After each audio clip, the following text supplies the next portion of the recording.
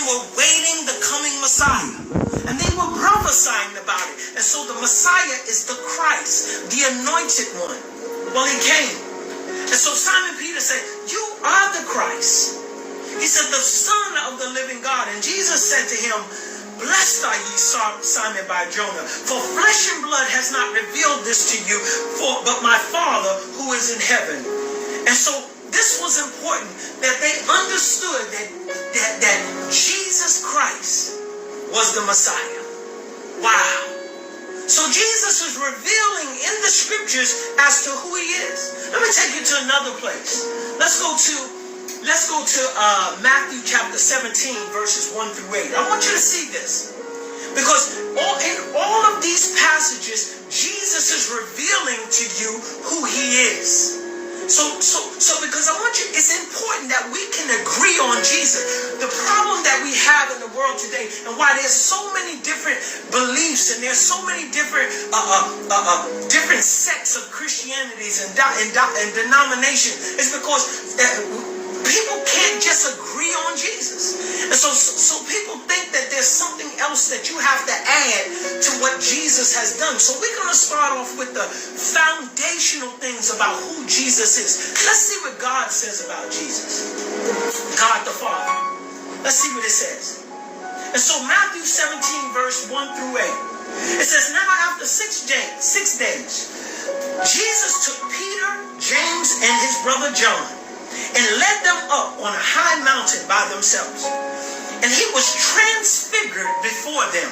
In other words, he allowed them to see his glorified body. So he took them on a high mountain, and then he transfigured into his spiritual body.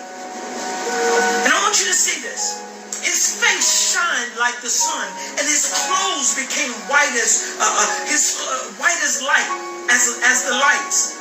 And behold, Moses popped up, and Elijah appeared to them, talking with him. Then Peter answered and said to Jesus, Lord, is it good for us to be here?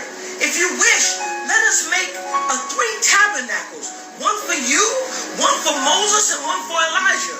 And while he was still speaking, behold, a bright cloud overshadowed them, and suddenly a voice came from the cloud, saying, this is my beloved Son, in whom I'm well pleased. Hear him. In other words, it's not about Moses. It's not about Elijah. I want you to hear him. He's the word. It's no tabernacle for Moses. It's no tabernacle for Elijah. Hear him. He's my beloved Son, in whom I'm well pleased. This is a powerful statement, because what is God saying to the Son? He's letting everybody know, this is my Son. This is the only begotten of God. The only begotten. And so this is important. We understand who Jesus is. Jesus is God, incarnated in the flesh, and walked among us. And we beheld his glory as the only begotten of the Father.